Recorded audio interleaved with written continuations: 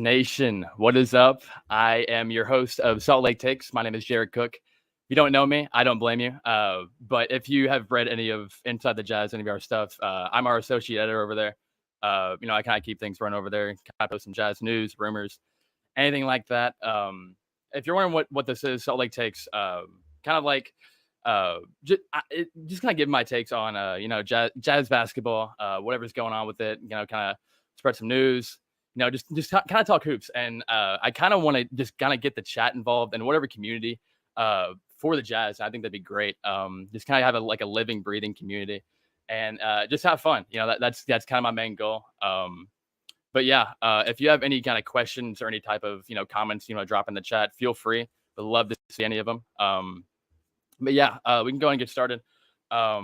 We could probably go with Jazz Summer League, just because that's pretty simple. The last type of Jazz basketball we have seen. I thought it was a great showing from pretty much everyone involved. Until we essentially tanked towards the very end in that last game. Grand scheme though, it doesn't really mean much.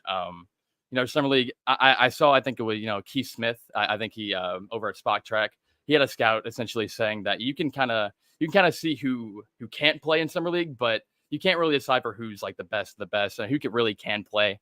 But yeah, I think we had some great showings from Keontae George, of course. And even guys, like Johnny Juzang and even like Colby Ross. You have a ton of guys in there that showed a lot of talent. But one thing that I think Jazz fans might need to, tone down just a little bit is the Keontae George hype. And I love Keontae George. I don't want to take anything away from Keontae. I think he'll be a great player in the league one day. But I do think, the hype train is a bit out of control, at least at this point. He had 3 great games in Summer League, but I'm starting to hear the Donovan Mitchell comparisons just a bit too early, bro. I don't really like. I can definitely see that later down the line, but after just a couple league, Salt Lake Summer League games and a few games in Vegas after getting hurt, I think that's just a bit early and a bit too much pressure to put on him. At least at this point, I think he can, by all means, he could become an all-star and become, the greatest Jazz guard to ever play the game. But the way we're talking up Keontae, just 3 games in the Summer League, I think is a bit too intense. He showed some great scoring ability, showed great passing of the ball and great distributing. But one thing Keontae really struggled with on the college level, at least, is his efficiency. And I think if you're just judging off of 3 games of what Keontae can do, I think he's a great player. But I want to see what we can get in the regular season with a lot more of a bigger sample size and a better sample size before we start. Kind of taking it's we're off the rails at this point, bro. I think he's gonna be great. But I don't know, man. I think it's just a bit too early to call him the next Donovan Mitchell. I think starting him from day one is just a bit too unrealistic at this point. I think he was a 16th overall pick. He wasn't like this top 5 pick or anything like that. So I think I could just need a little bit of chill there. As far as the other 2 rookies go and their lack of playing, I don't think that's much of a concern at all. I think it's you can hear some people say why we draft Taylor Hendricks and Bryce Sensabaugh if they're just going to be injured. I don't think it really matters at the end of the day. It is Summer League. And I think withholding your guys that aren't 100% is probably the better option than just trying to take them out there 85% to see what they can do. Because at the end of the day, it's just Summer League. It doesn't matter too much. I think Taylor's gonna be a great player and Bryce.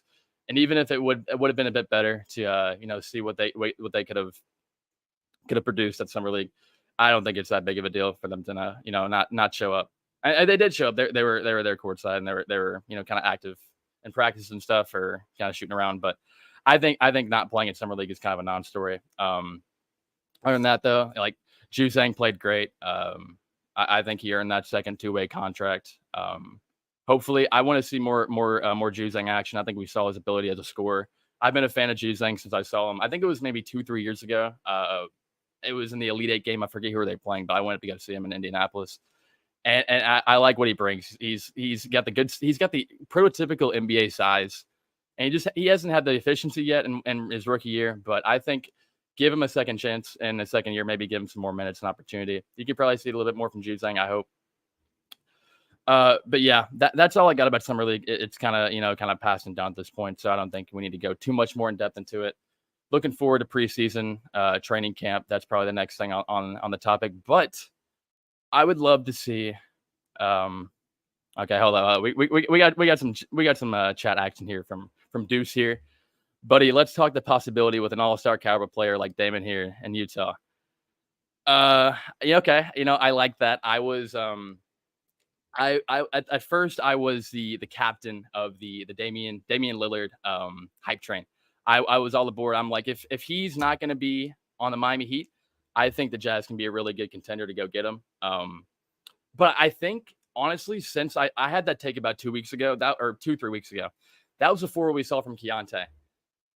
And I just got off my rant and be like, let's not overreact to Keontae. But we that might be our point guard of the future. I think it might be. So I think bringing in Dame, while it would make the team a lot better right now, that's clearly not what this team's building for. They're not building for right now. They're building for the future. So, like, is it possible? If the Heat deal ends up blatantly falling through, then yeah, I think it could be. As of right now, though, it seems like Dame's not really letting up on any of that. So if Dame did end up getting traded to Utah, I think it'd probably be like four or so picks, maybe first rounders you could start at. I'm not quite sure because it seems like Portland's being very stingy and very particular about what they want in their package. But the Jazz definitely have probably whatever kind of picks and compensation they would want. They have all the young guys and stuff. But yeah, even if it's not Dame, I think you give it maybe a year, maybe not right now, because I think the roster, it's at 18 players, kind of set going in next year. Talk all-star break, trade deadline, and next offseason, I think this will be a much better discussion of trying to get an all-star level player. But yeah, I think it'd be, if it happened, I would not be mad at it. But I'm not quite sure if it's going to. The realism isn't quite there. But yeah, I'll move on to essentially like what we can view of or take of the Jazz right now, because I think their roster is pretty set as of right now. They have 18 players with all 3 two-ways taken up, so I don't really see many moves being made on top of it. I mean, of course, you have Danny Ainge at the head of this, so I wouldn't put anything past him if the players put up for the right price. But you can kind of judge a team how it is right now. It seems like they're about done. They use all their cap space, so I think it's a good time to take a good look at the Jazz roster and see how they stack up in the West. See if they have that playoff type of team, if they have that that competitive type of team. And when I look at it right now, personally, I love the way the Jazz offseason has gone at this point. I just don't see a competitive team right now, especially in the West. Like yes, they have built an extremely good team in terms of what they can do in 2 to 3 years. But immediate impact, while they've done all the right moves, I don't really see it happening next season. Let me pull up the NBA. I'll just pull up the standings real quick from last season, so we can get a gauge of what the Jazz are kind of competing with next year. Because you can look at this roster and there's a lot to love with what they have, but the West is just such a dogfight, and it's kind of hard to see the Jazz, kind of keeping up with the top dogs. Let me see how to work this real quick. Hopefully, maybe first time doing this. Okay, maybe not. That's fine. All right, so I'll just go down I'll go on the West real quick, and we can see where would the Jazz place right now if the season were to start today and we were to go throughout the entire season. Where would the Jazz place? Would they be playing? Would they be top 6, not even have to make the play-in? Would they be a top 5 pick? I don't know. But when you're looking at it, start with 1, Denver. Are they better than Denver? No. Next, they're not better than the Nuggets yet. Maybe we can talk about that maybe 2-3 years, but they're not even close to that. The Grizzlies, number 2. Even without Ja, I don't really see for 25 games. I don't really see the Jazz keeping up with them. They had over 50 wins last year, and I just don't really see how they're going to fall off with a pretty similar team. So I still wouldn't put the Jazz ahead of Memphis. Sacramento, again, another team that hasn't really done much to really change up the roster. So I don't really see a drastic drop off from them, or I don't really see the Jazz, taking a leap over them either. So I would say the Jazz are still behind the Kings. Phoenix, no, I don't think they match up with Phoenix, even without their depth. I still think the star power kind of overtakes them. The Clippers, same kind of story. They are injury prone, but I think when you're looking at it on paper, you just can't kind of compare Kawhi and PG to what the Jazz have, despite having their type of depth and young talent. Golden State, still another team that's ready to win right now. The Jazz aren't quite that. So right there, that's 6 teams that made the playoffs last year that I don't really see a world where the Jazz are overtaking any of those. Then we start to get to the plan, and it's probably more of a discussion. And I'll hear Jazz fans be like, well, half our team was resting after All-Star break, and we were winning a ton of games after that point. So give us another year with all our guys back, and it might be a different story. And while I do understand that is definitely a case of worth noting. They were a good team up until they started resting all their guys. But just look at the guys that are right above them. Even the plan from last year, LA only got better. They brought all their guys back, and I don't see that one happening. Minnesota was banged up last year. Didn't really see the Gobert Towns pairing that much. So I think give them a full season, they're going to be dangerous to get by. New Orleans, same type of deal. Zion was injured. Brandon Ingram's me back. They were the number one seed last year up until January, until Zion got hurt. So give them another year. I think it might be a discussion there. And then OKC, another team that's just gotten better. So right there, man, that is 10 teams that you could make the serious case for the Jazz not being up to par with them yet. And that's not even including the teams below them. Like the Mavericks are another team that are going to have Luka and Kyrie, and they added a bunch of defenders around them too. So I don't know, man. I think it's just a bit tough to try and compare Utah to the teams in the West just yet. Like, yes, they had a great offseason. They did all the right moves they were supposed to do as a rebuilding team. But in terms of competing right now, I don't see it, bro. I don't. Now, talk about the East. That's a different story. The Jazz are probably a playing team if they were in the Eastern Conference. I think the West is just a bit too high to judge them right now, man. Because, like, yes, you added a bunch of, young talent and a bunch of guys that will be good. They will be good in 3 years, not rookie year. Like Taylor, as much as I like him as a prospect, he's not going to be ready year one. He still has to fill out, find his role in the NBA. Is he really going to be? Is he going to be like just a 3-and-D type of guy, or is he going to have a bigger role in the offense? He'll have to figure that out. Keontae, again, he has some efficiency concerns. While he did show out in Summer League, for the 3 games he did in Vegas, you can't really depend on him to be like this number 2 type of option that people are seeing him as right now. And then Sensabaugh, like you added these types of guys, and John Collins, I think he's going to be a good addition. You got him for a great price. That's a move that I would make too. I mean, you traded for John Collins for a 2nd-round pick. You can't be mad at that.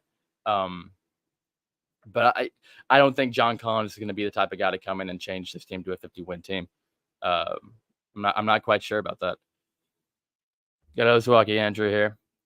Could the Jazz make a leap like the Kings did from 2021?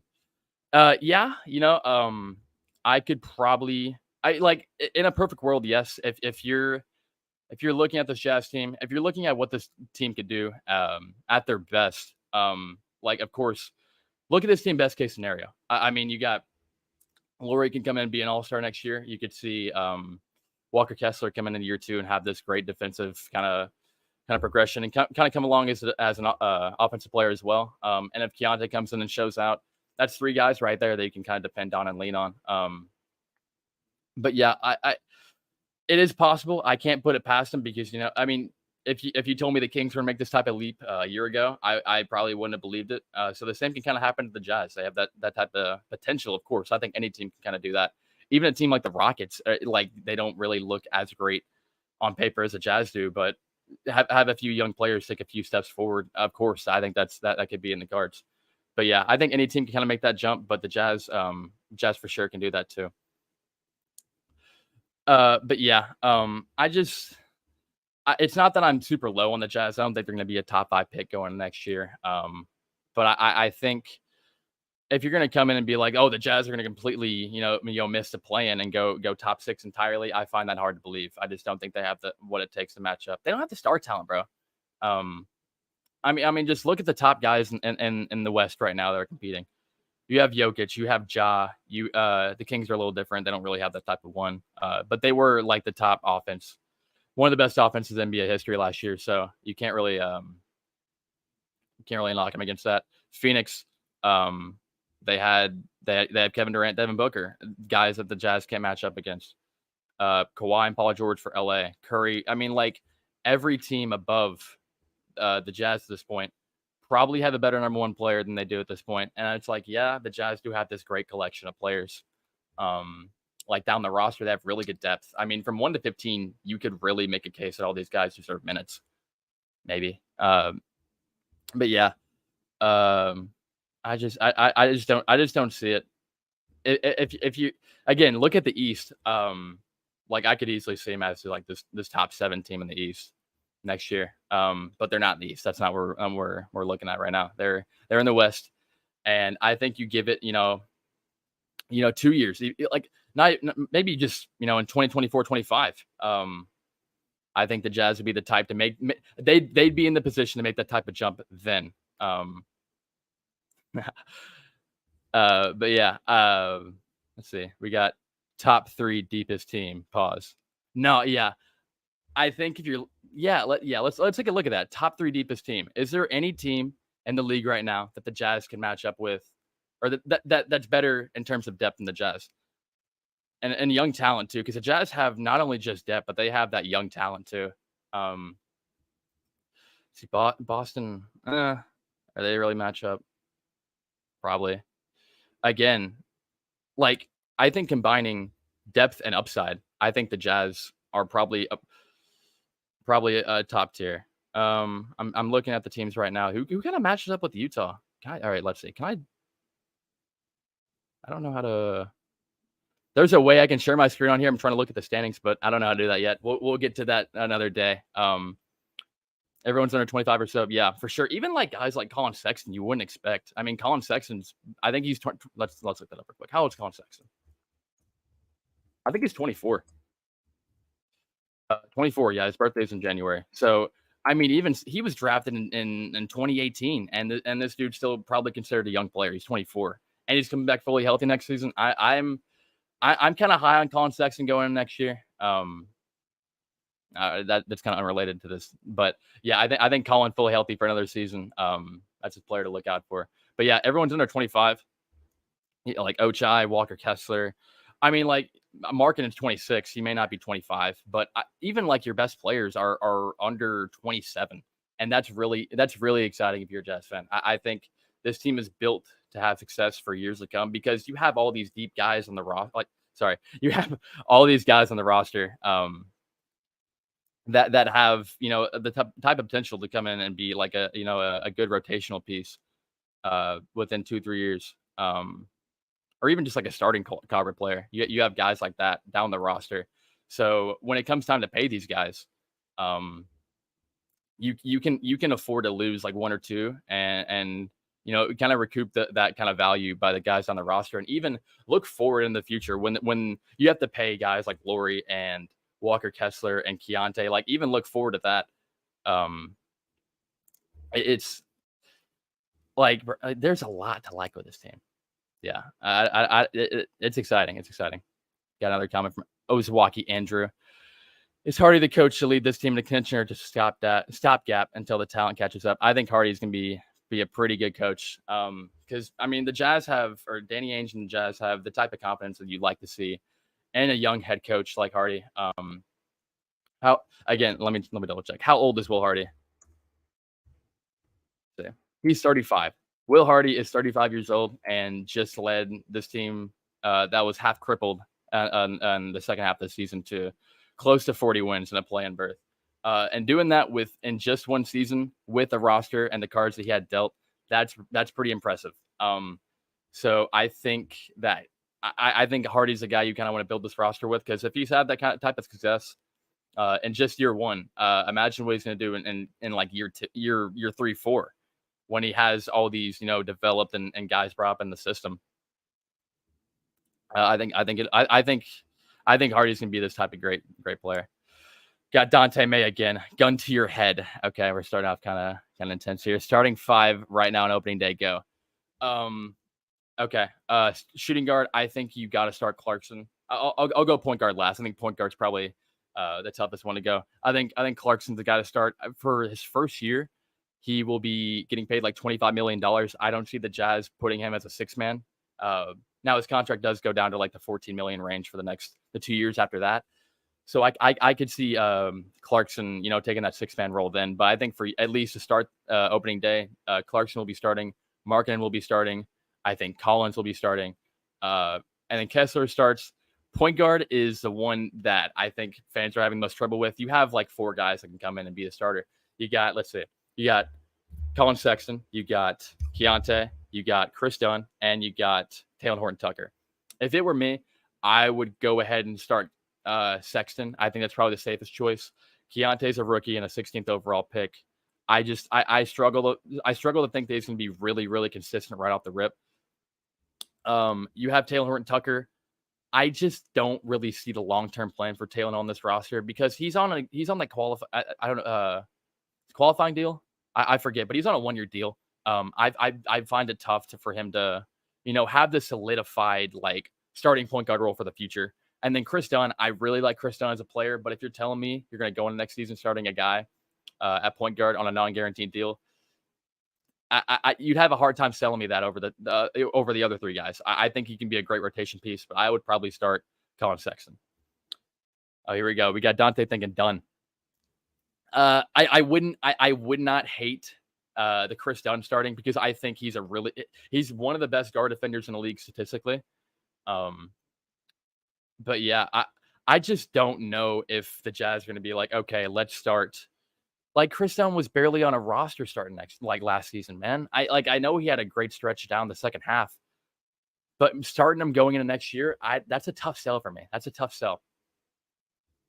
But I wouldn't hate it. We got Brian coming in. Are we making any more trades or tempting free agents this offseason?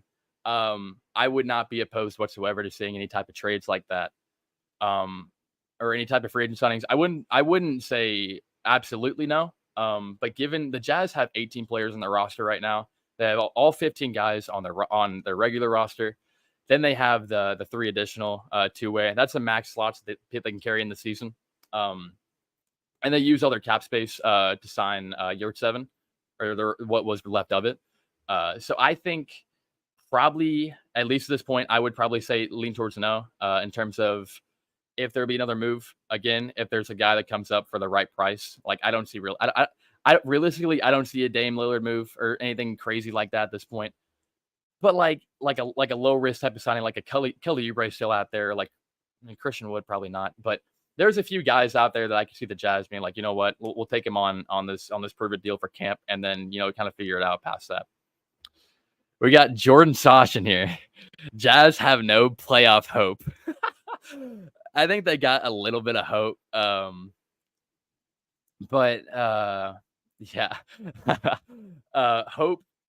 They have okay, let's be for real.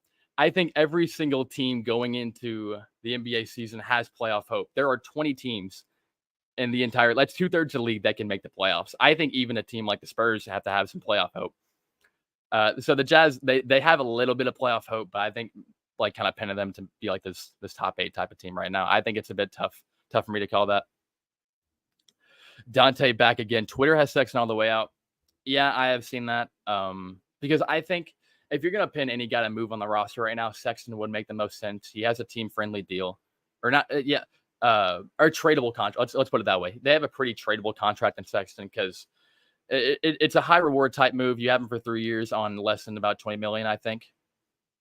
But I could see maybe a slight move for Sexton maybe at training camp. But I think you got to give Sexton Got to give him a full year healthy. He didn't come in last year fully ready to go. I think it was pretty apparent and he was sitting up last year. I think you let him start next year, see what he has, prove he doesn't have value, and then go from there. Because either way, you can sell off on him better at that point than I think you can now.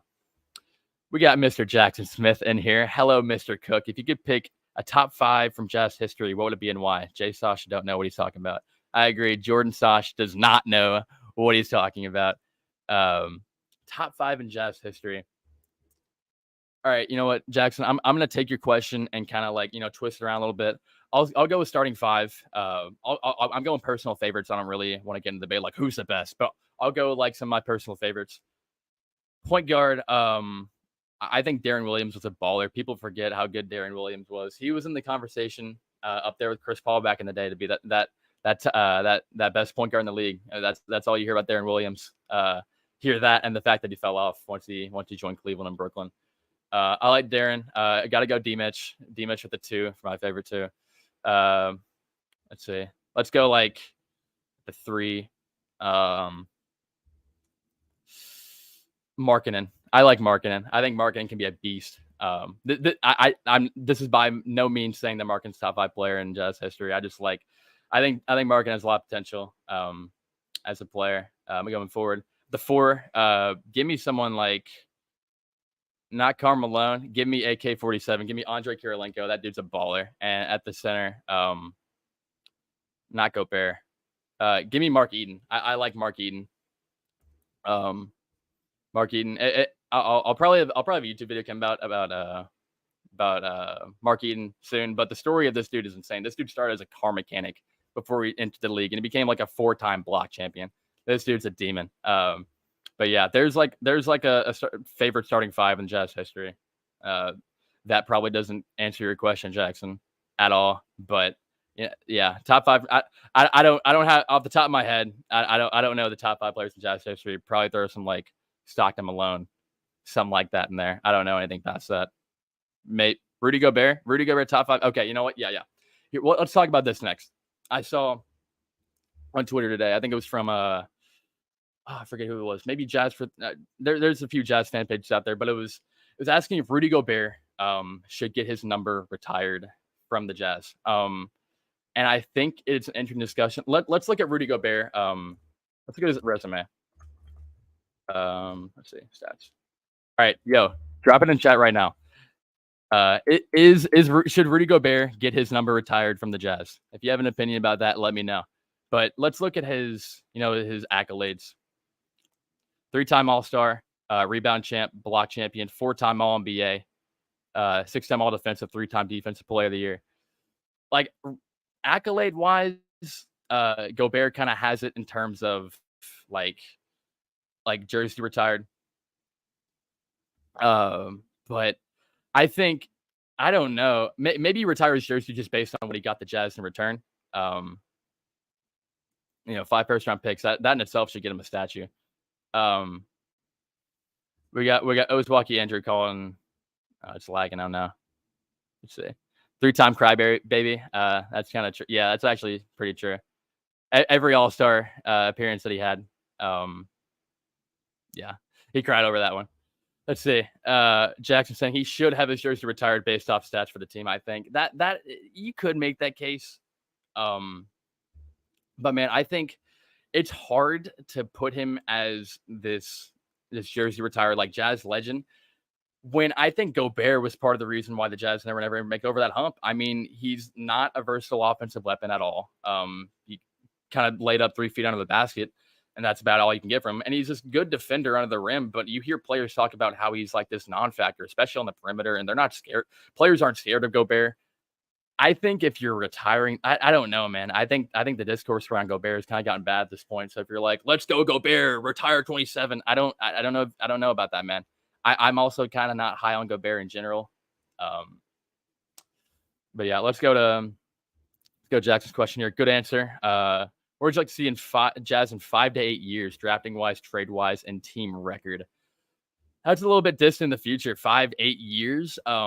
Definitely in a better place they are now. They are built for 5 to 8 years in the future, given that they have all the draft capital from about 2 teams. They have draft capital from 2 teams for the next 6 or so years. So I would see the Jazz with at least probably 2 all-star caliber players at that point. They can have one that they can draft. They can have one that they can trade for. They have all the opportunity to try and get some all-star talent. If it's Markkanen, if he sticks around at that point and 5 to 8 years, you could see him developing in this type of dude, he's a 7-foot small forward. He could be this type of all-star that comes around here and there.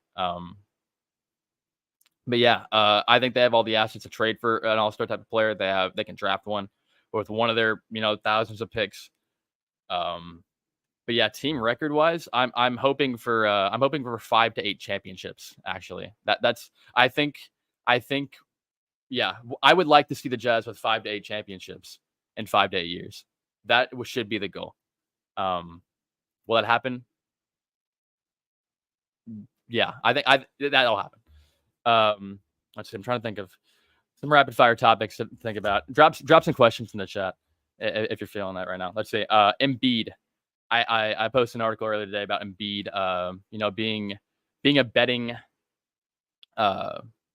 betting option in terms of where he could go in next season. Not next season. Sorry, 2025. Embiid was on there for the Jazz. He was top 5. I think the Pelicans were there. Brooklyn was there. I don't see an Embiid trade for the Jazz anytime soon. But I don't know. If the opportunity to trade for Embiid is there, the Jazz should be taking it. But I think the realism of the Jazz trading for Embiid is very, very slim. We got Casey Harbolt coming in. Can the Jazz realistically compete with the Warriors in the West? Probably not. Realistically, I can say no. I will give my case for the Jazz, though. The Warriors have little to no size whatsoever, and that was already a problem for them. In last year's, playoffs and everything like that, they couldn't match up with the Lakers' size, and they got rid of Wiseman. They're gonna have their starting center. They have Looney. Looney is 6'8". Their starting center is 6'8". They have Draymond at 6'6". The Jazz match up extremely well with the Warriors because they don't have the depth and they don't have the size to match up. But regular season record wise, that's a little hard. I don't think I can bet against Steph Curry in the regular season to try and. I don't think he's the type to try to be under the Jazz. We got an NBA question here from Jackson again. Did Embiid deserve the MVP over Joker in the three-peat? No, he didn't. No, I'm trying to think. Joker could get it. But again, is Joker this type of player that you think is worthy of a three-peat in NBA history? I know Jokic is like one of the historically greatest offensive players to play. But is he up there in like the top 10s of all time by the end of his career? I don't know if he's going to get that. So I think the narrative, did he have some stats to put up for it? Yeah. Honestly, it probably is a bad take looking on it now, but I probably would have voted Giannis for MVP. He has that two-way effort and led the Bucks to the best. It was best in the East. I don't know if it was best at the standings right here. Let's look at Milwaukee had 58 wins. Denver had 53. I probably would have given it to Giannis, honestly, over the Joker. Despite even losing in the first round, I think he was top to bottom the better player. But in turn, I think if the narrative around Embiid was not as prevalent as it was, he's like, oh, he deserves an MVP. He's been so close for 4 years, 4 or 5 years. Like, if that wasn't even a thing, I think you give it to Jokic or Giannis. But it just shows that voter fatigue is real. I think looking at the stats in general, like the Nuggets had a better record. I think Jokic had a better impact in terms of what he brought for his team. Yeah, I don't know. I would probably lean towards no. But of course, hindsight's 2020. Yeah. Ozwaki Andrew comes back. Greg Ostertag should have his number retired before Rudy Gobert. Hang that 0-0 in the Raptors. I can fully agree with this. Greg Ostertag. Let's take a look at Greg Ostertag's stats for a second. Okay, maybe. What did Greg Ostertag do? And does this deserve jersey retirement? I'm gonna go right off rip right now and say no. Yeah. He averaged 4 points and 5 rebounds throughout his career. I'm gonna probably lean towards no on this one as well. But yeah, better case than Gobert for sure. Okay. But in terms of the first episode, that's probably all I have for right now. I think it was a great start. If you like Jazz content and want to see more of this, make sure to check out our website, si.com/NBA/Jazz. Make sure to check out our Facebook, our Twitter, our YouTube. We're posting daily on all three of those things. But yeah, make sure to tune in next week. Should be same time, Thursday, 7 p.m. EST, 5 p.m. Mountain time. But yeah, hope you all enjoyed the show. First time going on here. We got some support from Jackson. Let's go, Jared. Thank you, Jackson. Really appreciate it. We got Evelyn. just dropping a yay. Appreciate it. But yeah, that's about all I have for now. Yeah, just stay in the loop on all Jazz things, and we got you covered on that. Oswalkie Andrew saying nice chat, keep up the great work, go Jazz. I agree, go Jazz. Take note. Yeah, but we will be back next week, same time. If you want some topics for me to talk about, DM me at Jared Cook NBA. Some ideas for the podcast. I'd love some creative criticism or anything like that. But yeah, that's all I got. Appreciate y'all for showing out. See y'all next week. See ya.